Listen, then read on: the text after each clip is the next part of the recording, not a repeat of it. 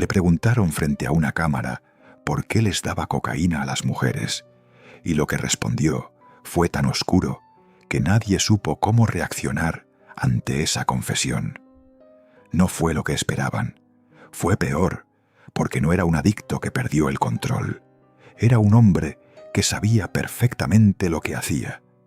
Y lo hizo durante 13 años, cada noche en cada ciudad, con cada mujer que se atravesó en su camino. Su nombre era Nelson Ned. Vendió 50 millones de discos, llenó 3 veces el Carnegie Hall de Nueva York y murió solo en un hogar de ancianos sin que nadie fuera a buscarlo.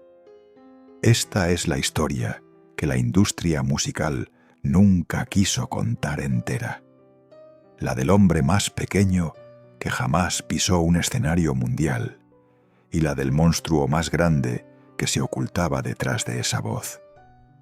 Hoy vas a descubrir 4 cosas que cambian todo lo que creías saber sobre Nelson Ned. Primero, la confesión grabada en televisión, donde él mismo explica para qué utilizaba la cocaína con las mujeres. Y no era para lo que tú imaginas, era para algo mucho más retorcido.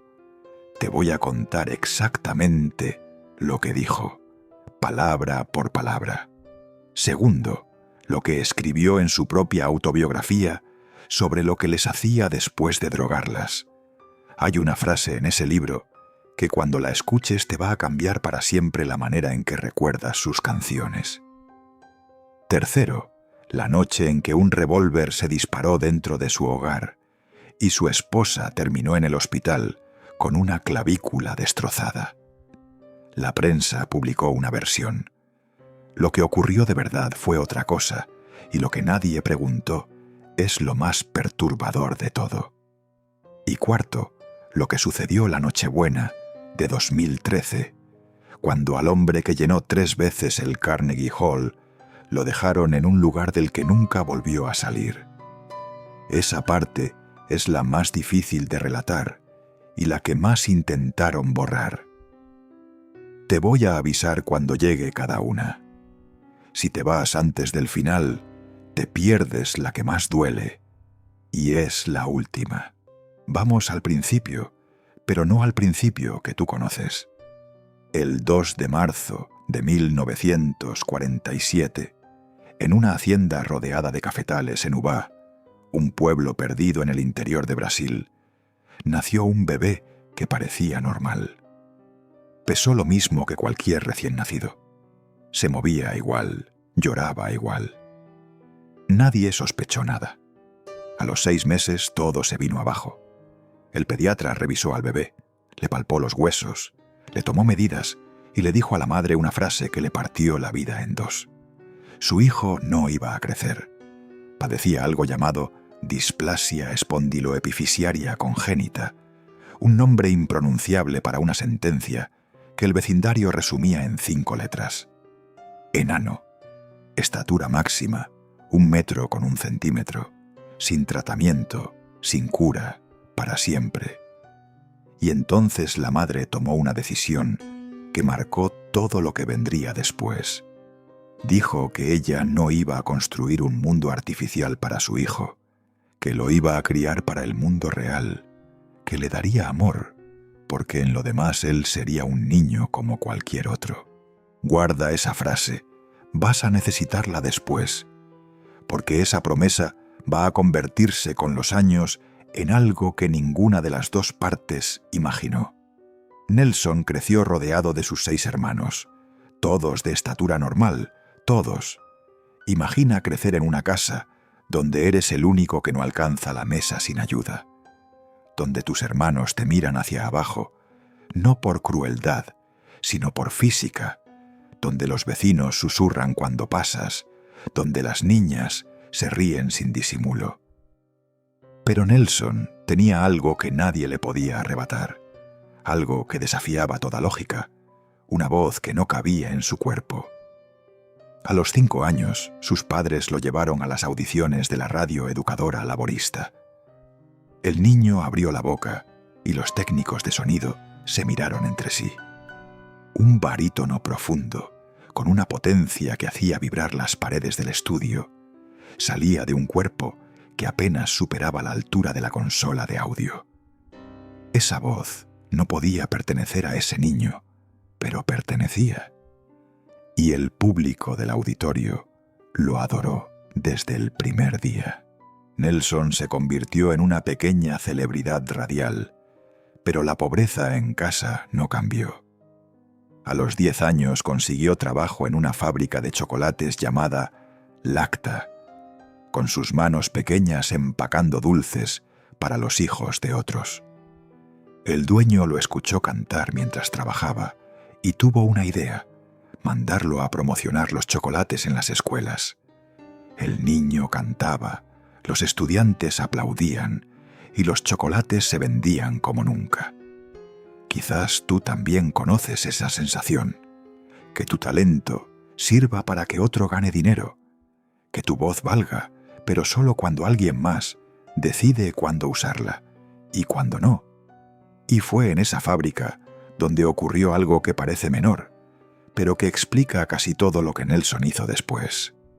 Su primer amor fue la hija del dueño, una chica de ojos claros que olía a chocolate y a imposible. Nelson le escribía poemas, le dejaba papelitos entre los estantes del almacén, palabras de un niño enamorado que apenas le llegaba a la cintura. La chica lo rechazó, no con delicadeza, no con cuidado. Lo apartó sin miramientos, a un niño de 10 años con displasia que le escribía poemas con las mismas manos que empacaban chocolates. Graba ese momento, porque esa herida del rechazo, esa humillación de ser rechazado no por lo que eres, sino por cómo te ves, va a germinar en silencio durante años, y cuando florezca lo que salga, no serán poemas. A los 14 años Nelson apareció por primera vez en televisión. La cadena Telecolomi de Belo Horizonte lo puso al aire. A los 15 ya trabajaba como mensajero en la fábrica, pero cantaba en cada oportunidad que se le presentaba. Tenía una facilidad asombrosa para los idiomas. Cantaba en español, en italiano, en inglés. La gente enloquecía. A los 16 la televisora le dio su propio programa. Se llamaba Gente, el tamaño no importa. Un título que suena a broma cruel.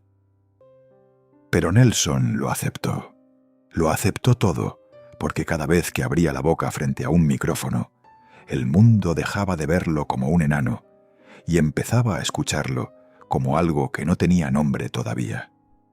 Ganó un concurso llamado Un cantante por $1 millón por una canción. Un ejecutivo lo vio en pantalla, se quedó con la boca abierta y le ofreció un contrato antes de que terminara la transmisión. De pronto estaba en Sao Paulo, en la legendaria discoteca La Chacña, frente a un público que no podía creer lo que estaba oyendo. Porque cuando Nelson abría la boca, la sala entera quedaba en silencio. No un silencio de incomodidad, un silencio de asombro, de esos que te erizan la piel. Y aquí hay que detenerse un segundo, porque lo que estás a punto de escuchar parece inventado, pero no lo es. En 1964, Nelson firmó con Polygram y su primer LP se tituló Un show de 90 centímetros. Otra vez el tamaño como espectáculo. Otra vez él lo aceptó. En 1968 ganó el Festival de la Canción en Buenos Aires con Todo pasará. Esa canción cruzó fronteras como un incendio. En 1970 participó en el Festival de la Canción Latinoamericana en Nueva York. De pronto, Nelson Ned no era una curiosidad brasileña, era un fenómeno continental que cantaba con la misma soltura en portugués que en español. Pero lo que vino después fue lo que ningún artista de América Latina había logrado antes. 1974, el año que lo cambió todo. Nelson Ned vendió 1 millón de discos en Estados Unidos con Happy Birthday, My Darling. 1 millón de copias. Fue el primer artista latinoamericano en alcanzar esa cifra en el mercado norteamericano. Se presentó en el Carnegie Hall de Nueva York. Fue el escenario más codiciado del planeta. No lo llenó una vez, lo llenó 3 veces. El 16 de junio de ese año, hizo 2 conciertos en un solo día, ambos con la sala completa. Cerca de 3.000 personas en cada función. Piensa en eso un momento. Un hombre de 1,1 metros nacido en un pueblo olvidado de Brasil, con una condición que el mundo usaba para burlarse, parado en el mismo escenario donde habían cantado los más grandes de la historia. Y cuando cantaba, desaparecía el cuerpo y solo quedaba el sonido. Un sonido capaz de hacer llorar a 3.000 personas al mismo tiempo. Cantó junto a Julio Iglesias, junto a Tony Bennett. Grabó 32 álbumes a lo largo de su carrera. Vendió 45 millones de discos en todo el mundo. Fue ídolo en México, Colombia, Argentina, Panamá, España, Portugal, Angola, Mozambique. Sus canciones sonaban en cada radio del continente. Todo pasará. Si las flores pudieran hablar. Déjenme si estoy llorando. ¿Cómo duele? Aquellos ojos negros. La gente lloraba cuando lo escuchaba. Las mujeres sentían que esa voz les hablaba directamente al corazón. Hay una anécdota que resume lo que era Nelson Ned en esos años. El maestro José Ángel Espinoza, conocido como Ferrusquilla, contó que una vez coincidió con Nelson en Tijuana. Había tanta expectación que la gente se amontonó solo para verlo caminar 50 metros del hotel al auto. Ferrusquilla fue también por la curiosidad de ver al hombre del que todo el mundo hablaba. Y cuando lo vio salir, Nelson iba acompañado de una mujer alta, rubia, espectacular. Los hombres que estaban ahí comentaron entre risas quién sería aquella mujer que se le colgaba del brazo. Uno de ellos soltó un comentario cruel que provocó carcajadas. Eso era Nelson Ned en su cúspide. Un hombre que provocaba adoración y burla al mismo tiempo, que llenaba estadios y chistes, que era ídolo y objeto de escarnio en la misma frase. Y esa contradicción, esa herida permanente de ser admirado por la voz y ridiculizado por el cuerpo, fue el combustible que alimentó todo lo que vino después. Y ahí es donde comienza lo imperdonable. Porque detrás de esa voz que hablaba de amor, había un hombre que usaba el amor como trampa. Atención, porque aquí llega la primera de las 4 cosas que casi nadie se atreve a contar sobre Nelson Ned. Su propia confesión, grabada frente a cámaras de televisión, en un especial religioso titulado Un hombre nuevo, producido tras su conversión. Nelson Ned habló ante la cámara con una sinceridad que desarmaba y dijo algo que nadie esperaba. Yo aprendí en los Estados Unidos que la moneda para conquistar a una mujer no es el dinero. Hizo una pausa y completó la frase. La moneda era la cocaína. Dijo que nunca usó la droga para cantar mejor, que nunca la usó para impresionar a nadie. Y dijo algo que revela mucho sobre él, que el escenario era sagrado, que para él era como un altar para un sacerdote. Ahí no se tocaban las sustancias, ahí solo existía la música. Pero fuera del escenario, cuando se apagaban las luces, Nelson se convertía en otro hombre, un hombre que él mismo no podía controlar. Y luego soltó una pregunta que lo resume todo. Una pregunta que se hizo a sí mismo frente a la cámara y que revela la herida que cargó desde los 10 años, desde que aquella niña de la fábrica de chocolates lo rechazó por cómo se veía. ¿Cuál mujer se iba a acostar conmigo si no era por dinero o, peor aún, a cambio de cocaína? Ahí está, Esa es la raíz de todo. Un hombre que sabía con certeza absoluta que ninguna mujer lo deseaba por él mismo y que decidió comprar lo que la naturaleza le negó con fama, con dinero, con droga, con lo que fuera necesario. En el programa conducido por Atala Sarmiento en Detrás de la Fama, Nelson Ned fue aún más lejos. Dijo que era un enfermo en el terreno íntimo, que su filosofía de vida era que la mejor mujer siempre era la siguiente, que las trataba como objetos, que las humillaba, que arrasaba con su dignidad, que al otro día ellas no podían verse a la cara de la vergüenza, que él era un monstruo y que lo que les hacía era peor que golpearlas. Esas fueron sus palabras exactas.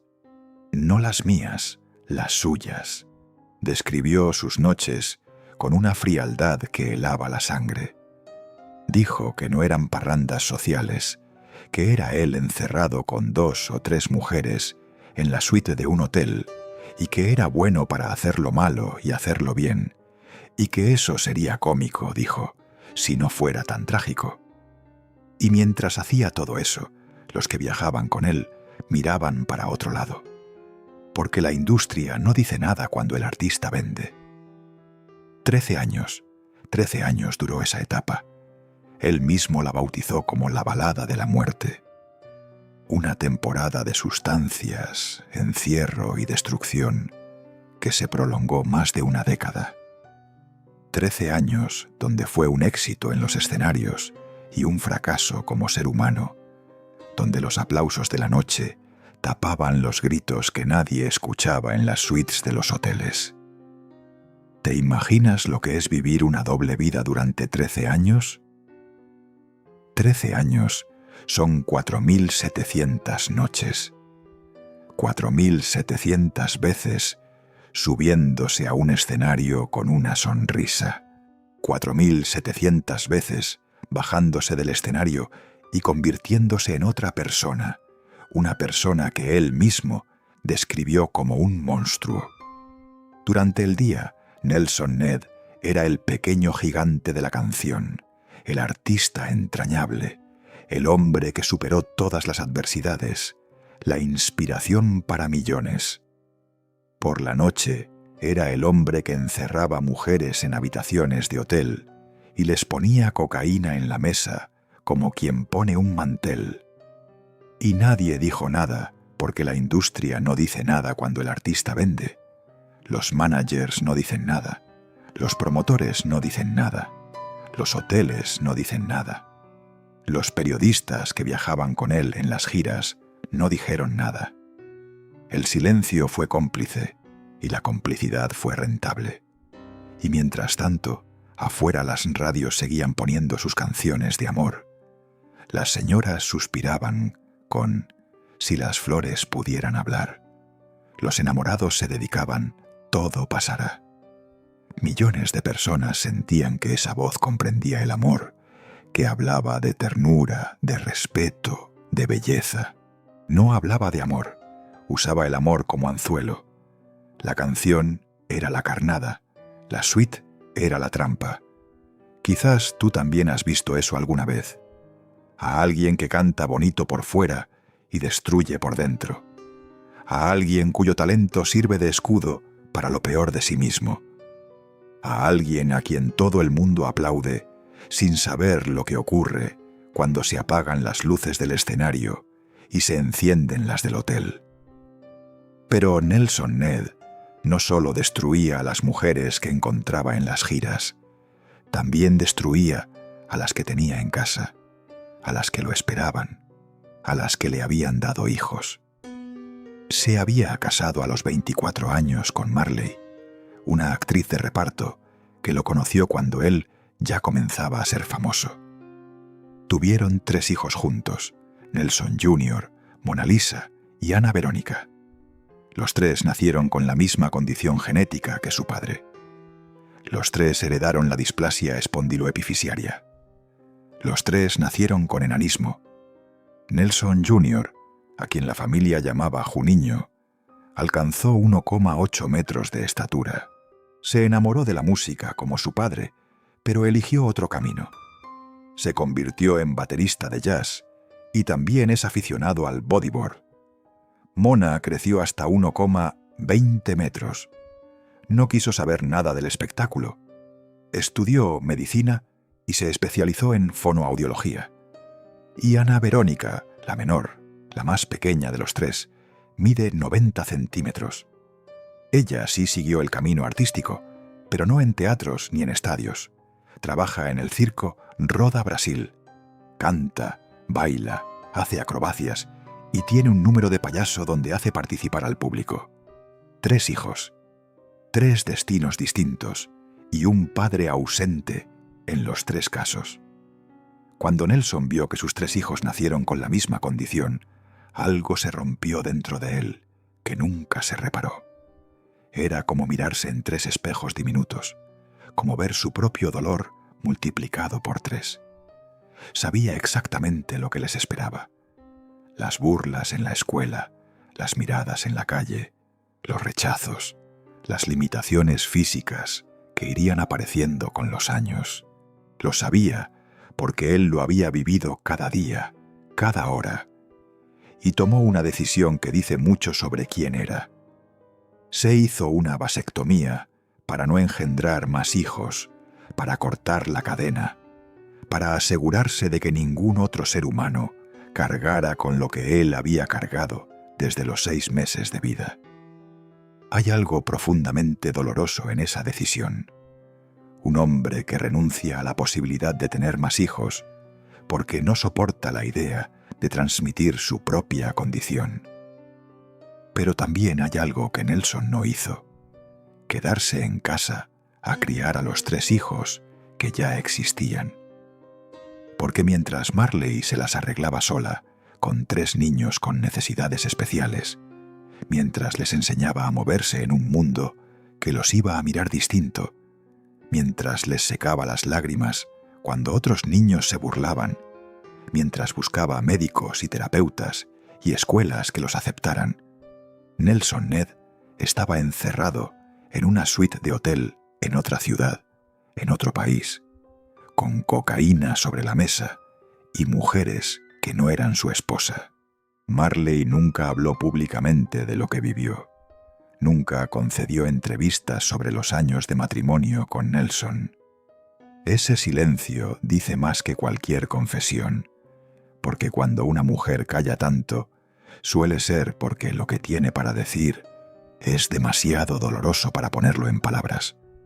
El matrimonio con Marley se rompió en 1977. Las infidelidades y las adicciones fueron la causa oficial. Nelson ni siquiera lo negó. No pidió perdón. No intentó volver. Solo se fue y dejó a Marley sola con todo. Y aquí llega la segunda revelación. El incidente que la prensa convirtió en algo que no fue y que revela quién era Nelson Ned cuando las cámaras no grababan y los micrófonos estaban apagados. En 1980, apenas 3 años después del divorcio, Nelson se casó de nuevo, esta vez con María Aparecida, una mujer de estatura convencional, a quien llamaba cariñosamente Cidiña. Ella sabía en lo que se estaba metiendo, sabía lo de las drogas, sabía lo de las mujeres, pero hizo lo que millones de mujeres han hecho a lo largo de la historia. Creyó que ella sería diferente, que con ella cambiaría. No cambió. Una noche, Nelson llegó a su casa destrozado por el alcohol. Tiró la ropa al suelo, discutió con Cidiña. Las voces subieron de tono. Los vecinos debieron escuchar los gritos a través de las paredes. Después, Nelson subió a su habitación a dormir la borrachera. Y Cidiña hizo lo que siempre hacía: recoger el desastre que él dejaba. Levantó la camisa del suelo, los zapatos, y cuando alzó el pantalón de Nelson, algo pesado se deslizó del bolsillo y cayó al piso. Un revólver. El arma se disparó al impactar contra el suelo. La bala salió del cañón y le partió la clavícula a Cidiña. La mujer cayó al suelo con un grito que debió despertar a toda la cuadra. sangre en el piso de la casa donde se suponía que vivía una familia. La prensa publicó otra versión. Los periódicos de la mañana siguiente titularon que Nelson Ned había golpeado a su esposa, que había intentado matarla. La policía lo detuvo. Estuvo horas bajo custodia hasta que Cidiña, desde la cama del hospital, con el hombro destrozado, aclaró que había sido un accidente, que el arma se cayó sola, que Nelson no le disparó, y la policía lo soltó. Los periódicos publicaron una corrección pequeña en páginas interiores y el mundo siguió adelante. Pero la pregunta que nadie formuló es la que importa. ¿Qué hacía Nelson Ned con un revólver cargado en el bolsillo del pantalón? ¿En qué tipo de noche había estado metido para llegar a su casa con un arma, borracho, con los bolsillos llenos de pólvora y de otra clase de polvo blanco? ¿De quién se estaba protegiendo o a quién estaba amenazando? Cidiña sobrevivió. La clavícula sanó con el tiempo, pero algo se quebró dentro de Nelson esa noche. Según lo que él mismo escribió después, ese fue el momento en que tocó fondo, lloró, se arrodilló, pidió misericordia y vio ante sí 3 caminos: el manicomio, la prisión o pegarse un tiro. Recuerda esa palabra, misericordia. Va a volver y cuando lo haga va a tener un peso completamente distinto. ¿Eligió alguno de esos 3 caminos? No, siguió exactamente igual. La cocaína continuó, las mujeres continuaron, las noches en hoteles continuaron. Porque tocar fondo no siempre significa subir. A veces significa acostumbrarse a la oscuridad, instalarse ahí, decorar el infierno y llamarlo hogar. Nelson contó que empezó a hundirse de verdad cuando Cidiña y los niños se fueron de la casa. De pronto, la suite de hotel ya no era una escapatoria, era lo único que tenía. Los zapatos empezaron a hinchársele por la retención de líquidos. La salud se derrumbaba y la soledad, esa soledad que para un hombre que llenaba estadios debería ser imposible, resultó ser más devastadora que cualquier droga. Porque la cocaína se puede conseguir en cualquier esquina. La compañía real no. Dijo una frase que define esos años. Ahí empecé a desmoronar mi matrimonio, a desmoronar mi hogar y a ser un éxito en el mundo y un fracaso para mí mismo. En 1976 estuvo a punto de quedar ciego. Intentó acercarse a Dios por primera vez. La fe le duró semanas. Recayó en todo, como si Dios también lo hubiera rechazado, como si hasta la fe le cerrara la puerta en la cara. Y ahora sí, la tercera revelación. Y viene pegada a la segunda, porque así fue su vida, un golpe encima de otro sin tiempo para respirar. Esta revelación no viene de un periodista ni de un testigo, viene de él mismo, de su propia mano. En 1996, Nelson Ned publicó su autobiografía. Se tituló El pequeño gigante de la canción. Fue compilada por el escritor Jefferson Magno Costa y editada primero en portugués.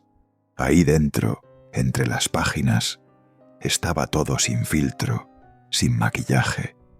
La verdad desnuda de un hombre que decidió confesar por escrito lo que había hecho durante décadas. Nelson escribió que en el pico de su carrera cayó en una depresión profunda que lo hundió en el alcohol y las sustancias. Pero lo sorprendente es el tono. No escribió como víctima. Escribió con una mezcla desconcertante de confesión y algo que se parece peligrosamente a la arrogancia. Describió cómo su fama y su dinero le abrían las puertas que su cuerpo nunca habría podido abrir.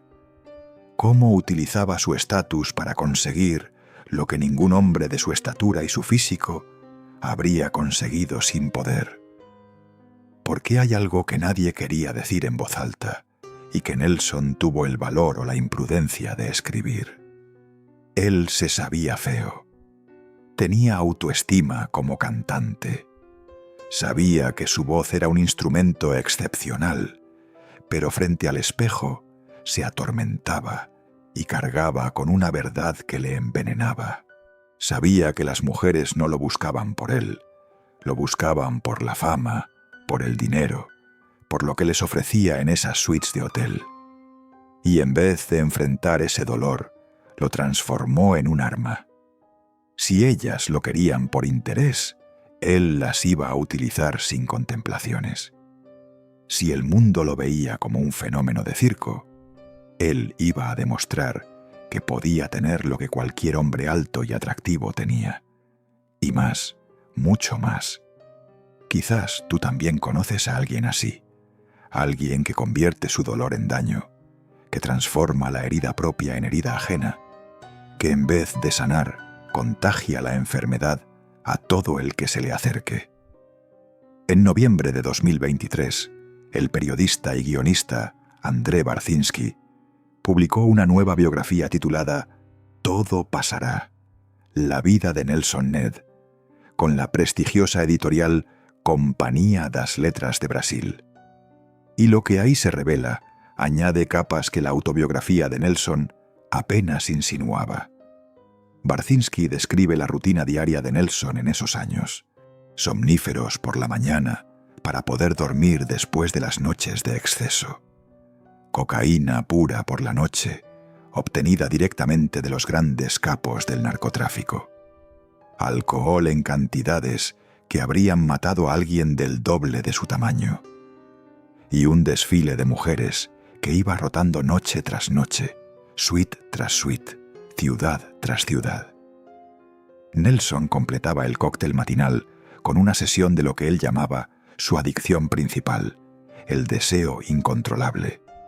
Y cada noche, antes de todo eso, subía a un escenario y cantaba canciones de amor, con una voz que hacía llorar a miles, sin una gota de alcohol en el cuerpo, sin un gramo de cocaína. El escenario era sagrado. Lo que venía después, no. Pero Barcinski también reveló algo desconcertante. Nelson Ned no era solo un depredador.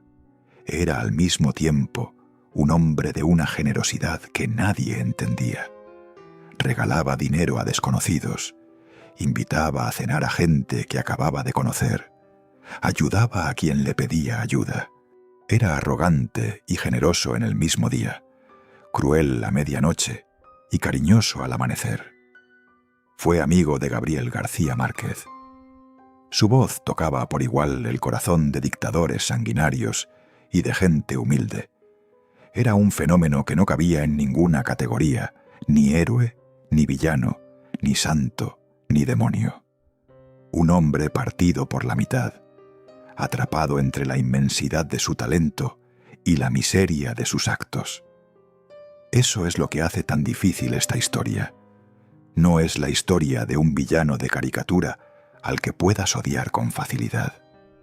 Es la historia de un ser humano roto que alternaba entre lo mejor y lo peor de sí mismo, sin control, sin freno, sin que nadie le pusiera un límite. Porque era Nelson Ned, porque llenaba el Carnegie Hall, porque vendía millones, porque era rentable. La madre de Nelson había prometido criarlo para el mundo real, no construir un mundo artificial. Pero el mundo real que él encontró no fue el que ella imaginó cuando pronunció esas palabras en el consultorio del pediatra. Fue un mundo donde el talento justifica cualquier cosa, donde la fama funciona como escudo, donde el dinero compra silencio, donde los aplausos ahogan los gritos. Esa frase de la madre, esa promesa hermosa, se fue convirtiendo con los años en una ironía demoledora, porque Nelson terminó viviendo en el mundo más artificial que existe, el mundo del espectáculo, un mundo de luces falsas, aplausos programados y sonrisas de cartón. Y ese mundo lo devoró entero. Pero entonces llegó un día en que todo cambió. O eso dijo él, o eso quiso creer. El 14 de marzo de 1993, Nelson Ned se convirtió al cristianismo evangélico. Según su testimonio, fue una transformación radical. Dejó la cocaína, dejó el alcohol, dejó las mujeres fuera del matrimonio, dejó el caos, dejó todo lo que durante 13 años había sido su forma de vida. Empezó a grabar música cristiana. Jesús está vivo fue el primero. Le siguieron varios más. La voz seguía siendo la misma potencia de siempre. Pero las letras ya no hablaban de seducción, hablaban de redención. Viajó por Colombia, por México, por toda América Latina, dando su testimonio de conversión. En una entrevista con Fernando González Pacheco en Colombia, lloró mientras relataba su pasado. Temblaba, la voz se quebraba. Decía que más importante que el artista era el hombre que había dentro, que ese hombre estaba enfermo, que su corazón estaba lleno de cocaína, de fornicación, de basura, y que le pidió a Cristo un corazón limpio, citando el Salmo 51, versículo 10. Se definió como el cartero de Dios, alguien que simplemente llevaba un mensaje. Siempre aclaró que no era religioso, que simplemente había encontrado a Cristo. Y dijo algo que sus seguidores religiosos repetían como un mantra. Más importante que un presidente de la República es el hombre que está dentro de él. Más importante que el cantante es el hombre. Y el hombre que había dentro de mí estaba enfermo. Y aquí hay que ser muy honestos, porque lo que voy a decir puede incomodar. Pero esta historia merece la verdad completa. La conversión de Nelson transformó su vida. Eso es innegable. Dejó las sustancias, dejó la vida destructiva. Los que lo vieron en esos años dicen que temblaba cuando hablaba de su pasado, que las lágrimas eran genuinas, que había algo en su voz cuando hablaba de Dios que no se puede fingir. Quienes estuvieron en sus conciertos religiosos aseguran que la transformación era real. Y quizás lo era. Quizás Nelson Ned encontró algo verdadero esa noche de marzo del 93. Quizás el dolor lo condujo a un lugar donde la fe fue lo único que lo sostuvo. Quizás ese hombre que lloró frente a Pacheco estaba siendo más honesto que nunca en su vida. Pero la conversión no deshizo el daño. Y eso es algo que hay que decir aunque duela, porque mientras Nelson cantaba canciones a Dios en iglesias llenas, sus 3 hijos habían crecido prácticamente sin padre. Mientras él daba testimonios de redención frente a miles de fieles, Cidiña cargaba con la cicatriz de una clavícula que un revólver le partió en 2. Mientras él pedía misericordia en los altares, las mujeres que sometió en habitaciones de hotel con cocaína nunca recibieron ni una disculpa, ni una llamada, ni una carta. Nada. La misericordia que Nelson buscó fue para sí mismo, no para ellas. Y eso ni la fe más profunda del mundo puede justificarlo. Después de la conversión, la carrera de Nelson se fue apagando como una vela en un cuarto sin ventanas. Los discos religiosos vendían, pero nada comparable a los tiempos de gloria. La industria musical perdió interés en él. Los escenarios se fueron reduciendo año tras año. De los estadios pasó a las iglesias, de las iglesias a eventos pequeños, de ahí a programas de televisión que ya nadie veía. Hay algo brutal en esa transición, porque Nelson no abandonó la música. La música lo abandonó a él. Los promotores dejaron de llamar. Las discográficas dejaron de ofrecer contratos importantes. Las radios dejaron de poner sus canciones nuevas. El público que amaba sus boleros no quería escucharlo cantar a Jesús. Y el público evangélico, aunque lo recibía con los brazos abiertos, no tenía el poder adquisitivo ni la influencia mediática para mantenerlo en la cima. Nelson pasó de ganar fortunas a vivir con lo justo, de viajar en primera clase, a tomar vuelos baratos, de llenar el Carnegie Hall, a cantar en salones parroquiales. El contraste habría destruido a cualquiera. Y quizás lo destruyó a él también, aunque nunca lo admitiera. En 2002 grabó Jesús se vida, su tercer disco traducido al español. En 2004 lanzó Jesús resucitó, bajo un sello menor llamado CCAP Gospel. Fue su último trabajo discográfico. Un cronista de la época lo resumió con una frase que duele, que los discos de oro, las multitudes y el eco de los aplausos apenas llenaban el silencio de su soledad. Nelson se había convertido en lo que él llamó el cartero de Dios. Pero el mundo ya no quería recibir su correo. Después de ese disco, desapareció de los medios. Los reflectores apuntaban a otra parte. El mundo ya tenía otros ídolos y al pequeño gigante lo habían olvidado. Prepárate porque lo que viene es la razón por la que hice este video, la parte de la historia que casi nadie cuenta cuando hablan de Nelson Ned. En 2003, todo se derrumbó de golpe. Nelson sufrió un derrame cerebral. Lo tumbó en una cama durante 7 meses. 7 meses sin levantarse, sin cantar, sin poder moverse por su cuenta, sin poder ir al baño solo. Un hombre que había llenado el Carnegie Hall, postrado en una cama dependiendo de otros para las cosas más básicas. El derrame casi le cuesta la vida. Cuando finalmente comenzó a recuperarse, ya no era el mismo hombre. Le arrebató la visión del ojo derecho, un ojo que se fue apagando lentamente hasta quedar en negro. Lo dejó dependiente de una silla de ruedas y le dañó la voz.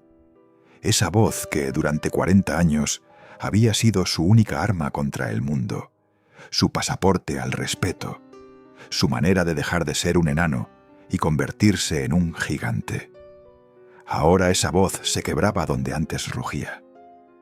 A lo mejor tú también has sentido eso alguna vez. Cuando el cuerpo que siempre te llevó a todas partes de pronto te traiciona.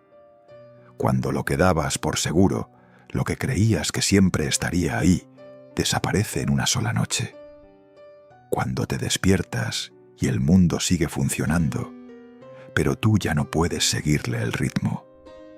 La displasia que arrastraba desde los 6 meses de nacido le había cobrado décadas de factura.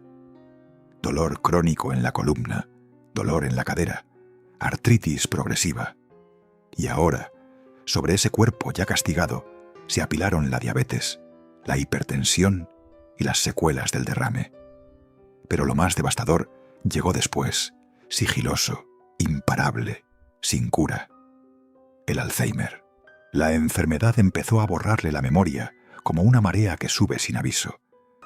Lento al principio, un nombre que se escapa, una fecha que no cuadra, una canción cuya letra se atasca en la segunda estrofa. Después, más rápido, mucho más rápido. Canción por canción, nombre por nombre, rostro por rostro.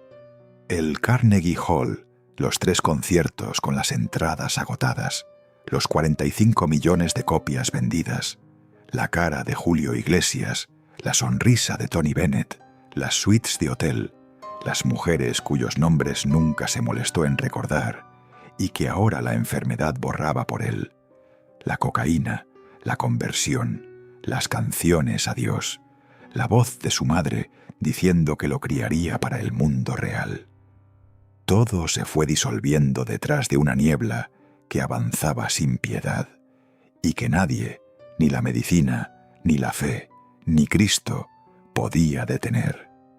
Hay algo espantosamente justo en el Alzheimer de Nelson Ned, un hombre que pasó la vida usando a las personas y olvidándolas al día siguiente, terminó siendo olvidado por su propia mente. Un hombre que nunca quiso recordar el daño que causaba, terminó sin poder recordar nada, ni siquiera quién era. Pero también hay algo espantosamente cruel, porque el Alzheimer no discrimina, borra lo malo y lo bueno con la misma indiferencia. Las canciones que compuso, las notas que alcanzaba, el sonido de los aplausos en el Carnegie Hall, el rostro de sus hijos cuando eran pequeños, la voz de su madre, la sensación de pararse frente a 3000 personas y sentir que por fin, por una vez en la vida, su cuerpo no importaba. Todo eso se fue, y en su lugar quedó un hombre sentado en una silla de ruedas que a veces tarareaba melodías sin saber que eran suyas. Un día dejó de reconocer a Neuma. Otro día dejó de reconocer su propia cara en el espejo. El hombre que vendió 50 millones de discos ya no sabía que había cantado. En 2006, Nelson hizo un último intento de regresar. Participó como mentor en Cantando por un Sueño, el reality show mexicano. Le asignaron 2 alumnos. El público lo recibió con cariño, con ese cariño que se le tiene a alguien que uno recuerda de otra época, de otra vida. Pero Nelson ya no era el mismo. El derrame le había robado la mitad de lo que era, y al final de la segunda gala renunció. Dijo que las evaluaciones del jurado eran injustas. Se fue del programa. Pero quienes lo vieron esa noche dicen que la verdadera razón fue otra. Que Nelson se dio cuenta de que ya no podía competir, que la voz ya no respondía, que el cuerpo ya no aguantaba, que el mundo había seguido sin él y que él ya no encajaba en ese mundo nuevo. Quizás fue orgullo, quizás fue dignidad, quizás simplemente ya no le quedaban fuerzas para pelear una batalla que ya había perdido. Fue su última aparición pública. Después de eso, Nelson Ned desapareció como si nunca hubiera existido, como si esos 50 millones de discos los hubiera cantado un fantasma. Su hermana Neuma Nogueira fue quien se hizo cargo de cuidarlo en sus últimos años. No su esposa, no sus hijos, su hermana. La que siempre estuvo ahí en silencio, sin escenarios, sin aplausos, sin reflectores. La que no necesitó una conversión para ser buena. La que no necesitó vender millones de discos para aprender lo que significaba la palabra lealtad. Neuma lo bañaba, le daba de comer, lo llevaba a las consultas médicas, le hablaba, aunque él ya no siempre entendía lo que le decían. Lo acompañaba en las noches en que el Alzheimer lo hacía despertar asustado, sin saber dónde estaba. Mientras Nelson llenaba estadios, Neuma vivió en la sombra. Mientras Nelson destruía, Neuma construía en silencio. Y cuando todo se derrumbó, cuando la fama se fue, cuando el dinero se acabó, cuando el cuerpo se rindió, ahí estaba Neuma con las mismas manos de siempre, sin pedir nada a cambio. Quizás tú también has sido esa persona alguna vez, la que se queda cuando todos se van, la que cuida sin que nadie le aplauda, la que recoge los pedazos de alguien que nunca le agradeció. Si es así, esta parte de la historia es para ti, porque las Neumas del mundo son las verdaderas gigantes, las que nadie ve, las que nadie nombra, las que sostienen todo desde las sombras. Si esta historia te está llegando, suscríbete al canal, porque aquí contamos las historias completas, las que otros no se atreven a contar. Y ahora llegamos a la cuarta y última revelación, la que te prometí al principio. Si has llegado hasta aquí, esto es para ti. Era Nochebuena, 24 de diciembre de 2013. Mientras el mundo entero encendía luces, abrazaba a sus familias, abría regalos y brindaba, Nelson Ned Dávila, Pinto, fue ingresado en la residencia de ancianos San Camilo, en Granja Viana, un barrio de Cotia en la periferia de Sao Paulo. Un asilo de ancianos. Ese fue el último hogar del hombre que llenó 3 veces el Carnegie Hall de Nueva York, del primer latinoamericano en vender 1 millón de discos en Estados Unidos, del ídolo que hizo llorar a generaciones enteras con canciones de amor que él nunca sintió de verdad. Ese hombre con Alzheimer avanzado, casi ciego de un ojo, atrapado en una silla de ruedas, con un cuerpo que siempre fue pequeño y que ahora estaba devastado por la enfermedad, fue dejado en un asilo la noche en que el resto del mundo celebraba rodeado de los suyos. Piensa en ese contraste. La Nochebuena de 1974, Nelson Ned estaba en la cima del mundo. Acababa de llenar el Carnegie Hall 2 veces en un día. Tenía millones en el banco, mujeres llamando a su puerta, cocaína de la más pura, todo lo que el mundo dice que es el éxito. La Nochebuena de 2013, 39 años después, lo dejaban en un asilo de Sao Paulo, sin cámaras, sin periodistas, sin un solo fan esperándolo en la puerta. El mismo hombre, la misma Navidad. 2 mundos que no podrían estar más lejos uno del otro.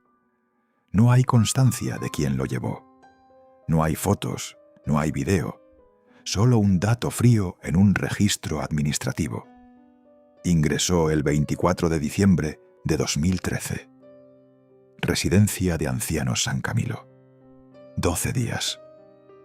Eso fue todo lo que duró. Neuma, su hermana, la que lo cuidó hasta el final, relató después lo que sucedió en esos últimos días. Dijo que Nelson tuvo fiebre muy alta, que estaba muy debilitado, que los últimos 2 días ya estaba inconsciente, que ya no respondía, que ya no abría los ojos, que ya no reconocía a nadie. El hombre que llenó 3 veces el Carnegie Hall, que hizo llorar a 3.000 personas con una sola canción, pasó sus últimas 48 horas en un hospital público sin poder abrir los ojos. En su última entrevista concedida a medios brasileños en diciembre de 2013, apenas días antes de entrar al asilo, Nelson dijo algo que resume toda su vida en 3 palabras. Nací feliz. Y añadió con una sonrisa, conozco el mundo entero, viajé mucho y me gusta mucho Miami, donde comenzó mi carrera internacional. Lo dijo como si el Alzheimer le hubiera dejado solo eso, la sensación borrosa de haber ido a muchos lugares sin recordar ya lo que hizo en cada uno. A pesar del enanismo, de las drogas, del dolor, de las mujeres destrozadas, del Alzheimer que ya le borraba el rostro de sus propios hijos. Nací feliz, como si esa felicidad del primer día hubiera sido lo único verdadero y todo lo demás, los 66 años que vinieron después, hubiera sido un largo y oscuro paréntesis. El sábado 4 de enero de 2014, una neumonía severa se apoderó de sus pulmones ya debilitados. Lo subieron a una ambulancia.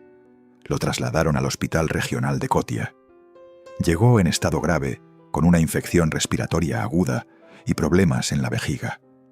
Al día siguiente, domingo 5 de enero de 2014, víspera del Día de Reyes, al mediodía, a los 66 años de edad, Nelson Ned murió. Murió pobre, murió olvidado, murió contando solamente, según las palabras de Barcinski, con el cariño de sus hermanas y sus hijos. Nada más. La familia decidió cremarlo esa misma noche. No quisieron esperar al día siguiente, como si todo necesitara terminar rápido, como si prolongar la despedida fuera demasiado doloroso. Lo velaron esa tarde en la capilla del Cementerio de la Paz, en Itapecerica da Serra, en la periferia de Sao Paulo. ¿Sabes quién fue al velorio del hombre que vendió 50 millones de discos? Un actor llamado Felipe Folgosi. Marcio Timoteo, hijo del cantante Agnaldo Timoteo. Cidiña, la viuda. Verónica y Mona Lisa, las hijas. Y Neuma, la hermana. Un puñado de personas en una capilla pequeña de un cementerio de la periferia, para el hombre que llenó 3 veces el Carnegie Hall. No hubo multitudes, No hubo homenajes nacionales, no hubo calles cerradas. Algunos programas de televisión dedicaron 2 minutos a la noticia entre un corte comercial y una nota de farándula. La misma industria que lo exprimió 40 años le dedicó un suspiro de medio minuto y pasó a la siguiente noticia. Pero entonces ocurrió algo en esa capilla que vale más que cualquier homenaje oficial. Mona Lisa se acercó a los periodistas y dijo que sentía paz, que su padre ya estaba en el cielo. Serena, sin drama, como si la medicina le hubiera enseñado a manejar el dolor con dignidad. Y Verónica, Ana Verónica, la del circo, la de 90 centímetros, la que eligió la risa que sana, dijo una frase que se clavó como un puñal en todos los que estaban ahí. El cielo nunca fue tan romántico como ahora. La hija del hombre, que usó las canciones de amor como trampa para destruir mujeres, le regaló a su padre en la muerte la frase más hermosa que nadie le había dedicado en vida. Y después Neuma, la hermana que lo cuidó cuando nadie más quiso, la verdadera gigante de esta historia, hizo algo que lo cerró todo. Empezó a cantar Todo pasará, sola al principio, con la voz quebrada en la capilla de un cementerio de la periferia de São Paulo. Y uno por uno, los pocos que estaban ahí se fueron sumando. Cidiña, Verónica, Mona Lisa, los amigos que vinieron, todos cantando la canción más famosa de Nelson Ned, mientras su cuerpo esperaba la cremación. La canción que él entonó miles de veces en estadios llenos, frente a 3.000 personas de pie, con la voz más potente del continente, fue cantada por última vez por un puñado de familiares en una capilla vacía, sin micrófono, sin escenario, sin aplausos, solo la letra y el dolor. Todo pasará, todo pasará. Y esa noche su cuerpo fue cremado. Sus cenizas reposan hoy en ese mismo cementerio de La Paz, un lugar tranquilo, silencioso, que la inmensa mayoría de sus millones de fans no podría ubicar en un mapa. La madre de Nelson Ned había dicho 66 años antes, frente a un pediatra que le acababa de dar la peor noticia de su vida, que ella no iba a construir un mundo artificial para su hijo, que lo iba a criar para el mundo real. El mundo real le dio a Nelson una voz que no cabía en su cuerpo, le dio una fama que no cabía en su alma, le dio dinero que no le alcanzó para comprar compañía cuando la necesitó, le dio acceso a mujeres que usó y descartó como si no fueran personas, le dio drogas que le anestesiaron el dolor, pero le carcomieron cada órgano, le dio una conversión que tal vez fue sincera, pero que no deshizo ni una gota del daño causado. Y al final, cuando ya no quedaba nada, el mundo real le dio una cama en un asilo, una noche de Navidad sin nadie al lado, y 12 días antes de morir. La frase de su madre no fue una bendición, fue una profecía que tardó 66 años en cumplirse. Pero la historia no termina con Nelson, porque detrás de él quedaron 3 vidas que tuvieron que cargar con su nombre, con su condición y con la sombra de todo lo que él hizo. Nelson Jr., Juninho, hoy vive en el centro histórico de la Ciudad de México. Mide 1,8 metros. Tiene más de 30 años detrás de una batería. A los 4 años ya golpeaba los tambores, como si la música lo hubiera elegido a él y no al revés. A los 14 ya tocaba en giras por Brasil. A los 17 grabó su primer disco con su padre, el último romántico de América. A los 18 lo invitaron a una gira por Estados Unidos. Esa gira le cambió la vida. Volvió a Brasil y le dijo a Nelson que no quería seguir estudiando, que quería ser músico. Nelson se disgustó. Él, que nunca terminó una carrera, que nunca tuvo una educación formal. Quería que su hijo hiciera lo que él no hizo. Pero Juninho ya estaba decidido y eligió el jazz. No los boleros, no la música romántica, no las canciones que hicieron famoso a su padre. Eligió el ritmo más complejo, más cerebral, más lejano posible de Todo pasará. Como si necesitara poner un océano musical entre lo que él era y lo que su padre fue. Tocó 20 años acompañando a su padre en giras, 20 años sentado detrás de la batería mientras Nelson cantaba boleros frente a miles de personas. 20 años viendo de cerca todo lo que esta historia cuenta. Las suites, las noches, las mujeres, la cocaína, la conversión, el declive, el Alzheimer, todo desde la mejor butaca posible, la que estaba justo detrás del escenario. Después se fue a Europa. Estudió en la Escuela de Jazz de Suiza, tocó con una cantante de Camerún en el Festival de Jazz de Montreux. Trabajó con el bajista estadounidense Steve Coleman. Creó una clínica de música y matemáticas en Brasil y terminó viviendo en México, lejos de los reflectores, lejos de los boleros, lejos de la sombra del pequeño gigante. En una entrevista le preguntaron si le ayudaba o le pesaba llamarse Nelson Ned, y dijo algo que revela mucho, que el nombre era poderoso, que la gente lo miraba diferente, que había mucho respeto por su padre. Pero también dijo algo sobre Brasil que su padre nunca se atrevió a decir en público, que en su país hay mucho prejuicio, que es un mercado de gente guapa y alta, y que a nadie le fascinaba un cantante enano, mucho menos un baterista enano. Esa frase la dijo el hijo, pero podría haberla dicho el padre porque esa es la herida que lo rompió todo. La misma herida de la niña de la fábrica de chocolates. La misma herida que llevó a Nelson a la cocaína, a las mujeres, a la destrucción. Un hombre que nació con una voz descomunal dentro de un cuerpo que el mundo no podía respetar. Mona Lisa eligió otro camino. Estudió medicina, se especializó en fonoaudiología, la ciencia de la voz.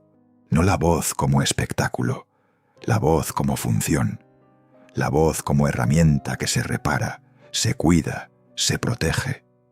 La hija de un hombre que usó su voz para seducir, someter y destruir, dedicó su vida a reparar las voces de los demás, a devolverles a otros lo que la enfermedad o el tiempo les quitó.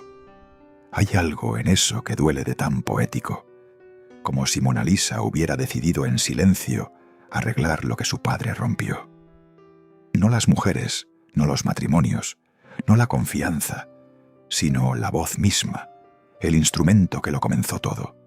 Y Ana Verónica, la menor, 90 centímetros, la más pequeña de los tres y quizás la más valiente, porque Ana Verónica eligió el circo. No el escenario de un teatro, no un estudio de grabación, el circo. El circo roda Brasil. Canta, baila, hace acrobacias y tiene un número de payaso donde hace reír al público. Piensa en eso, la hija del hombre que fue objeto de burlas toda su vida, que fue ridiculizado por su tamaño, que cargó con la humillación como un peso invisible, eligió un oficio donde la risa es el objetivo. Pero no la risa cruel, no la risa hiriente, la risa que sana, la risa que une. 90 centímetros de alegría, donde su padre fue 90 centímetros de destrucción. Los tres heredaron la condición genética. Los tres nacieron con displasia. Los tres midieron lo que el mundo llama poco. Pero ninguno heredó la fama. Ninguno heredó las adicciones. Ninguno heredó la oscuridad. Juninho convirtió los tambores en su lenguaje. Mona Lisa convirtió la voz en su misión. Ana Verónica convirtió la risa en su refugio. Y los tres, cada uno a su manera, lograron algo que Nelson nunca consiguió: vivir en paz con el cuerpo que les tocó.